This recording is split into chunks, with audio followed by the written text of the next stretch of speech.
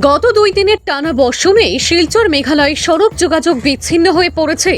মেঘালয় রাজ্যের কুলিয়াঙ্গে জাতীয় সড়ক ধসে যাওয়ার ফলে সড়ক যোগাযোগ প্রায় বিচ্ছিন্ন হয়ে পড়েছে। মোতায়েন করা হয়েছে জেসিবি সহ ভলভো ক্রেন।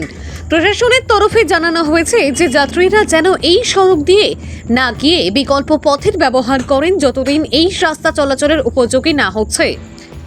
ইমরুল হোসেন বড়ভূইয়ার রিপোর্ট, আসাম প্রাইম নেটওয়ার্ক।